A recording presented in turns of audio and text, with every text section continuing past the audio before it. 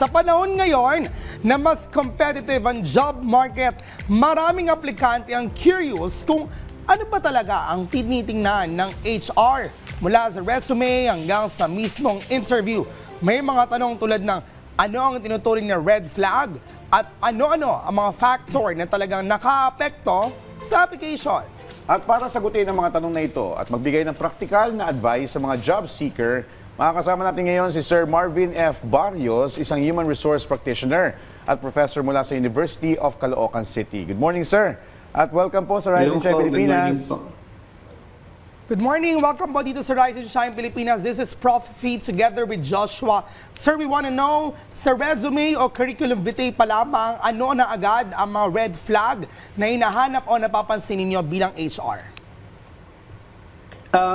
First, yung resume kasi natin must be look formal and concise, no? Dapat concise talaga palagi kapag nagpapasa tayo ng resume kasi it's our identity pag nag-a-apply tayo. Yung small details like email and number and even yung 2x2 pictures na naka-attach doon ay ng candidate, that's basic. Red flag siya kapag hindi natin siya nailagay. Red flag siya kapag hindi natin nailagay yung mismong small details na iyon. Doon naman yun sa basic details pa lang, no? So, ibig sabihin, tinitignan nyo ng HR para makonsider ka bilang candidate kung gaano ka ka-keen to details, no? So, doon pa lang malalaman kung keen to details ka. Also, sa other side naman po ng resume ay yung professional experience na meron yung isang aplikante.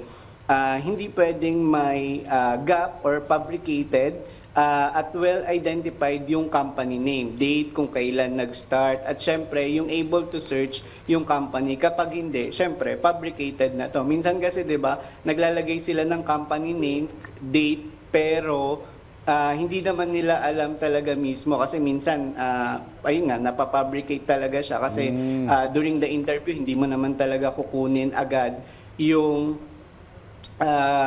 or ika-clarify yung mga details na ilagay doon kasi first interview pa lang eh. So ayun po, yun yung mga red flags na tinitignan namin as an HR. So may mga company pala na gawa-gawa lang. Sir Marvin, ito medyo guilty ako nito nung nasa BPO industry. Pagdating po sa job hopping, yung mga tinatawag na hoppers o yung madalas na paglipat na trabaho, kailan po ito nagiging red flag at kailan po ito nagiging understandable? Kasi yung iba, katulad ko back then, tumatagal ako ng 3 hanggang 4 na buwan, tapos lilipat, tapos minsan 6 months.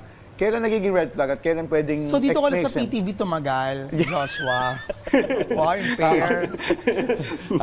Sir Marvin. So ayun sir, yung nagiging masama ito kapag naging habit na natin talaga yung mismong pagja-job hop. Kasi pwede naman natin talagang i-considera yung job hopping lalo na kung nagkaroon tayo ng emergency situation. Paano kung naging sunod-sunod yung emergency situation ng isang aplikante? Halimbawa, namatayan siya, nagkaroon siya ng problema sa kalusugan. Ito yung mga dapat i-considera natin during the interview. Pero pag naging habit siya, what do you mean by that habit ng job hopping? Ibig sabihin, sa loob ng isang taon, nakailang lipat ba siya ng trabaho?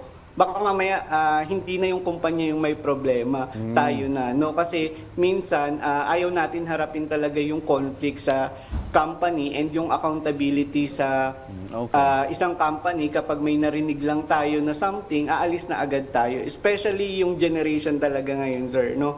Grabe yung effect niya, yung quiet quitting and silent quitting na tinatawag, no? So yun yung pinaka-delicate sa mga employer ngayon. Okay, So, ayun, sir. You've mentioned about the generation of today. So tell us more about bakit ganon yung mga bata ngayon. What could be, on the academic perspective as well, since napag-aaralan naman yan, what could be the thoughts or your thoughts, sir, kung bakit mabilis umaalis yung those, I think, Gen Z, you're pertaining to Gen Zs when it comes to working, that after different issues or if they don't feel good, they hop or they remove themselves from the company. Tell us more, wiser.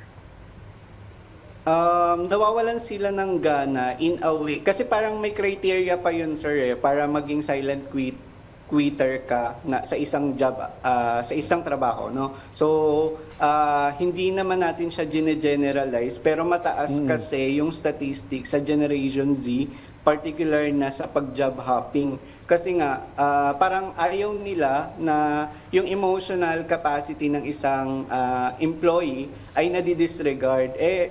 Literally talaga, sir, as per my experience sa 9 years ko sa pagiging HR, ang tinitignan naman talaga palagi yung skills natin bilang empleyado, and additional na lang talaga po yung maiintindihan tayo ng company minsan. Yun talaga, lalo sa mga micro businesses, hindi talaga tayo maiintindihan minsan Ay, bala ka, umiyak ka dyan. O sige, hindi ka naman na para i-comfort. Unless super laki nung company, sir, no? They have the capacity like psychologist, psychometrician to assess someone na nagkakaroon ng emotional problem pagdating sa trabaho. Pero sa totoong buhay talaga, sir, minsan walang psychologist yung isang company to cater your emotional problem, something like that. So ayun, sir, isa sila sa mataas na statistics pagdating sa job hopping, no? Kasi bawal silang pagalitan Pag napagalitan, wala silang pake kung ano bang tawag yan? Wala silang pake kung bukas wala na silang trabaho, something like that. Ayun, sir. So, Sir Marvs, nabanggit mo yan, no? So, sila nga yung madalas mag-quit o mabilis mag-quit. Paano nyo tinitingnan or ano yung acceptable na bilang ng hopping? Like for example, isang Gen Z applicant, ilan yung acceptable na, nakailan lipat na ito para masabi yung red flag? Tapos ano pa, minsan matagal din nagpahinga. Oo, yan. Oo, para employment gap din. Oo. Okay. Yung number one, sir, as an HR professional, no, titignan ko muna yung kontrata na pinirmahan nila. Halimbawa, I'm going to ask, ano ba yung kontratang pinirmahan nitong employee na to dati? Halimbawa, probationary, natapos niya ba ito? Kung hindi niya natapos, sir, so red flag na agad yon.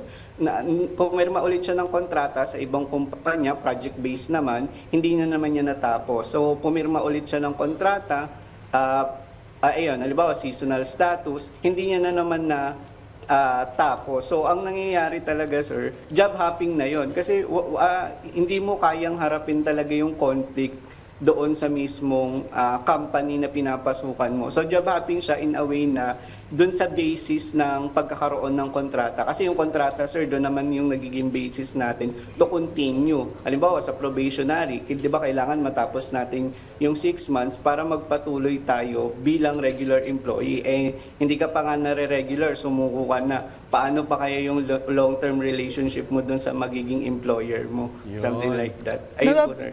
Natatawa si Joshua dito kasi marami nga siyang kumpanyang pinasukan. Nangyari sa akin yan, Fina. Tapos, yung mga ilang buwan na pinasukan niya, hindi niya dinideclare. Hindi. Nalalaman niyo ba yon? Hindi, kasi natatawa ko, Sir Marvs, kasi nangyari sa akin yan like a day before my regularization. Nag-resign ka? Oo, nag-resign ako. Kasi because I was impulsive. Hindi naman dahil sa management, pero dahil nga, yun nga, minsan nagsasawa, minsan nagiging monotonous It's yung not trabaho. for me. Oo, it's not for me. Oh, So, it's for you only. Okay. So anong may papayo mo sa mga ganon, sa mga katulad ko dati na ganon na impulsive na minsan they take the job for granted. Or red flags in general na din. Yeah. Oo. Siguro, sir, para sa mga ganong employee, no, kailangan hindi mo naman kailangan maging perfecto bilang empleyado. Kailangan ang makita sa iyo ng recruiter ay kung ikaw ba ay committed bilang empleyado, honest, professionally framed na individual. Doon namin i-consider na ay pwede pala tong i-try pa. Kasi minsan, sir, kung sino pa yung halimbawa nag-job hop siya tapos eventually katulad po ng binanggit nyo kanina, na-discover nyo na ay dito pala ako fit. So, in that way, hindi ka na magja-job hop, sir, kasi nahanap mo na yung comfort and at the same time, yung passion mo sa trabaho na kung saan hindi mo naiisipin na ay 8 a.m. papasok ako, 5 p.m. mag-out na ako. Pag passionate ka kasi, sir, regardless of the time, 'di ba? Lalo na kung nakakatulong ka talaga sa kumpanya and hindi lang naman yung minsan yung company yung tinitignan natin, yung mismong thinking na I'm doing this because I'm part of the company and I'm part of the management. Ganun, sir. Pag ganun yung thinking na natin, at least we understand the message ng mismong management or nung employer na pinapasukan natin. Ang Ayun po. ganda nun. Ang ganda ng sinabi ni Sir. Tsaka bukod pa dyan na, parang mahalaga din na isipin natin na hindi utang na loob na lahat ng kumpanya sa atin pagpasok natin Yes. doon. We're irreplaceable. Nothing is indispensable. Yes, tama. Diba? Even dito sa PPV, Yes, diba? Parang tayo pinapasahod ng tax ng bayan, Yes. magserbisyo tayo ng maayos. Kasi if we don't, we're irreplaceable. And Yes. tayo pwede tayo matanggal dyan. So, Tama ka dyan. alam mo yun, mahalin natin yung trabaho natin para mahalin Exact. tayo ng trabaho natin pabalik. Yun. Diba? Kaya pag di mo kami mahal, Joshua, hindi rin kita mahal. Pero mahal natin ang isa't isa, kaibigan. Maraming salamat po sa pagbibigay sa amin ng tips and advice, Sir Marvin Barrios. Thank you so much. Thank you so much, sir. Thank you, sir. Thank you, sir.